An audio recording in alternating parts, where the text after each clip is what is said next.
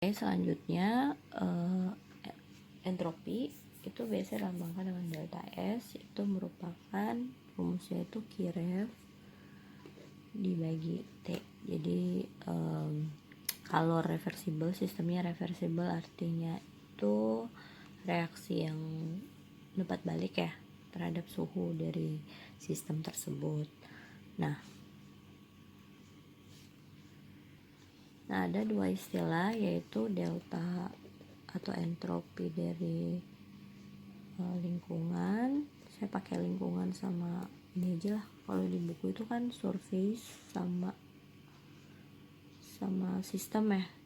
Jadi saya lingkungan itu entropi lingkungan, ini sistem, link sama sis gitu ya, atau sis lah, terserah lah, yang penting bahasa Indonesia gitu ya. Jadi jangan tiba-tiba delta S surface terus kita nggak terlalu ngerti Inggris, kita pikirnya apa gitu ya. Jadi delta S lingkungan, terus delta S sistem, sama delta S dari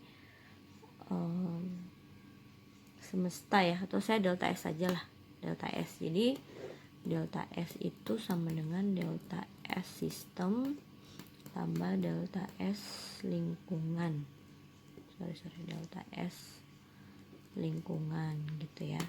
Nah ada dua proses di situ, proses spontan dan proses kesetimbangan. Nah kalau proses spontan itu delta S-nya itu harus benar nol. Jadi delta dari delta entropi atau si entropi semesta alamnya itu adalah harus lebih dari nol. Sedangkan kalau dia setimbang itu delta S-nya sama dengan nol. Jadi penyumblahan dari delta S sistem, entropi sistem sama lingkungan harus lebih dari nol, baru dia spontan. Kemudian proses kesetimbangan delta S dari penyumblahan sistem dan lingkungan harus sama dengan nol kalau dia setimbang gitu ya. Jadi gimana misalnya kalau untuk proses spontan, berarti ketika sistemnya itu bernilai negatif, maka penjumlahan keduanya harus positif. Jadi kayak misalnya ininya nilainya plus, artinya lingkungan kasih kerja kepada sistem, berarti untuk lingkungannya dia harus lebih besar bernilai negatif ya. Kayak misalnya proses spontan, berarti kalau untuk contoh aja ya, contoh kalau misalnya untuk nilai di atas 0, berarti kayak misalnya delta S sistemnya itu misalnya minus 2 gitulah, berarti lingkungannya berarti harus berapa gitu di atas 2 dan harus bernilai minus, supaya intinya dia harus di atas 0 seperti itu ya. Kayak misalnya dia 2 minus 1 misalnya, berarti kan 3 gitu kan. Kalau proses kesetimbangan artinya kan dia setimbang, jadi ke sistem dan ke lingkungannya berarti sama, cuma beda tanda. Jadi kayak misalnya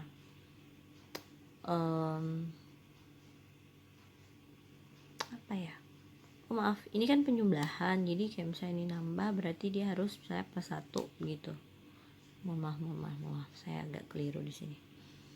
Nah kalau untuk kesetimbangan berarti yang dikasih keluar sama dikasih, maksudnya dia ke sistem dan ke lingkungan itu sama besar. Jadi misalnya kayak yang masuk 2 berarti yang ke sistem 2 berarti yang dari lingkungan, dari sistem ke lingkungan berarti juga minus 2, berarti 0 ya, seperti itu. Jadi sesuai. Kalau yang di sini saya ulangi lagi, itu bukan minus tadi ya, harusnya plus. Misalnya entropi sistemnya 2, lingkungannya 1, berarti jumlahnya ada 3. Jadi nilainya itu tetap, kalau misalnya lingkungannya 0 terus sistemnya 2 bisa, karena kan dia tetap di atas 0 ya, jadi bernilai positif seperti itu. Selanjutnya kita melihat bagaimana perhitungan entropi sistem gitu ya. Jadi kayak misalnya ada reaksi, saya tidak pakai AB, kita pakai huruf yang bukan susah sih, yang biasa tidak dipakai gitu ya. Jadi M kecil, jadi ada M dijumlah. Jadi reaktannya M dan N, kemudian produknya O sama P dengan koefisien masing-masing gitu ya. Jadi untuk mencari delta S sistemnya atau si reaksi ini berarti kan, atau saya kasih ini, atau delta S reaksinya itu sama dengan, di bawah aja lah ya, sama dengan koefisien dari si produk dikali dengan entropi standarnya dijumlahkan untuk setiap produk dikurangi reaktannya. Jadi dia kayak penentuan apa ya, penentuan entalpi yang produk dikurangi reaktan gitu lah. Jadi koefisien dari si, kita tulis umum dulu lah, koefisien produk dikali entropi standar, jadi jumlah dari koefisien produk dikali entropi standarnya dari produk dikurang sigma dari koefisien reaktan dikali S standarnya si reaktan juga gitu ya. Prosesnya begitu ya. Jadi kalau yang di atas itu berarti sama dengan O kecil dikali entropi standarnya si O ditambah P kecil dikali entropi standarnya untuk si P, kemudian dikurangi M kecil dikali entropinya si M ditambah N dikali entropinya si N, seperti itu. Jadi produk dikurang, jadi penyumblahan koefisien dengan si entropi standarnya si produk dijumlah dikali masing-masing terus dijumlahkan, kemudian dikurangi dengan reaktan yang juga dikali koefisien dengan entropi standarnya dan dijumlahkan, seperti itu. Oke, selanjutnya kita pindah ke entropi lingkungan. Tadi kan sistem, jadi lebih ke reaksi yang terjadi di dalam sistem tersebut. Untuk entropi lingkungan itu sih lebih tergantung pada reaksinya tuh reaksi eksotermik atau endotermik ya. Saya tulis ini dulu deh, ada dua istilah, endotermik, endotermik dan eksotermik. Nah, maksudnya apa? Jadi kan kalau sesuatu yang reaksi yang melepaskan panas ke lingkungan itu berarti dia endoterm dong.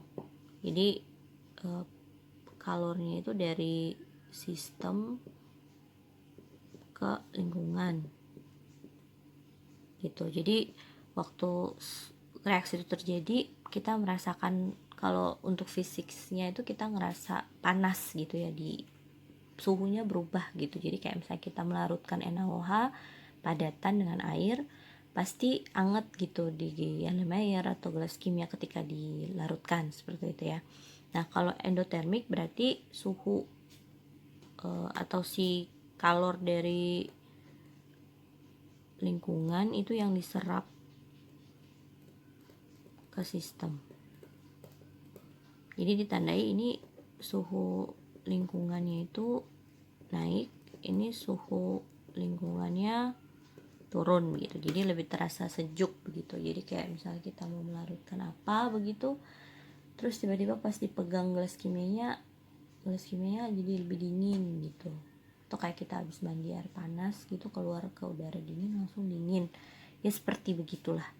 Jadi ditandai dengan perubahan suhu di lingkungan. Kalau endotermik itu suhu lingkungannya lebih dingin, kalau eksotermik itu suhu di lingkungannya lebih tinggi ya. Terus ada istilah selain Ki sama suhu itu dia lebih mengarah pada entalpi. Nah, kalau esotermik itu entalpinya itu minus ya.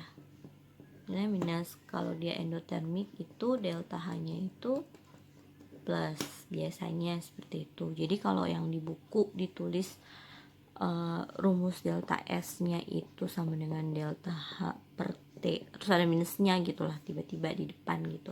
Kalau menurut saya tidak perlu ada minus karena rumusnya itu hanya delta H per T.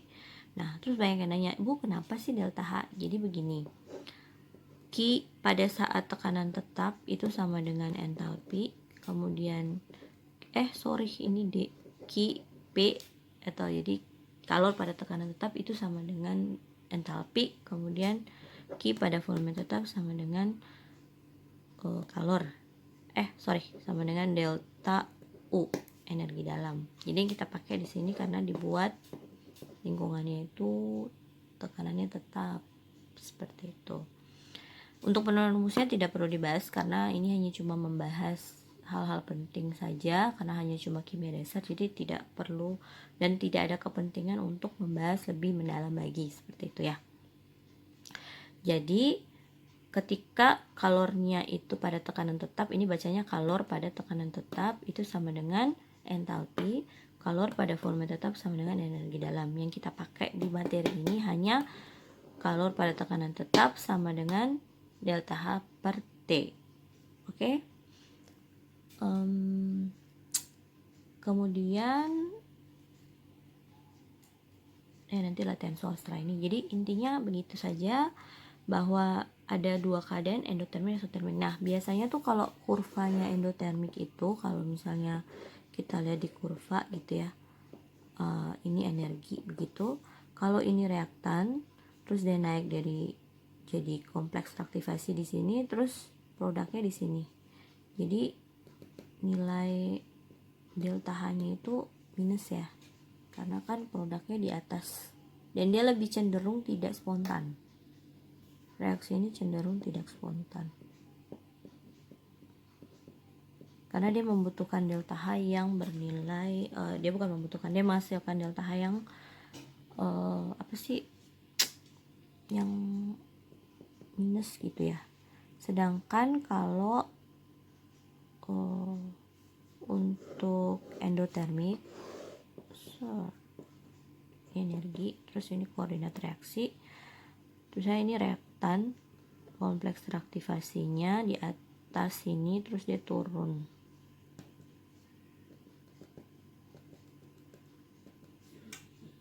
Nah, delta H-nya itu positif.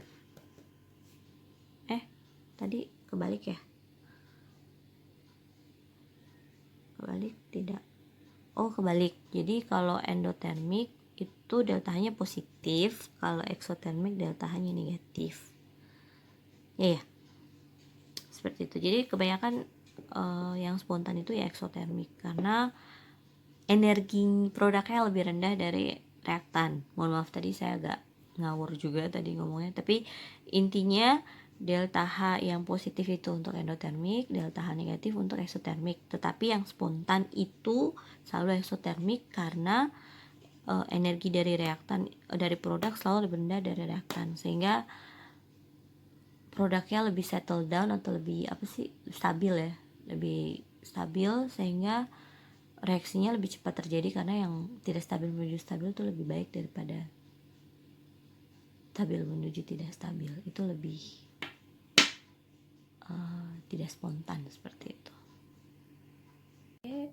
Untuk penjelasannya sampai situ dulu. Nanti di video berikut akan ada penyelesaian 2 soal gitu ya untuk soal latihan. Dan sampai ketemu di pertemuan selanjutnya. Selamat pagi.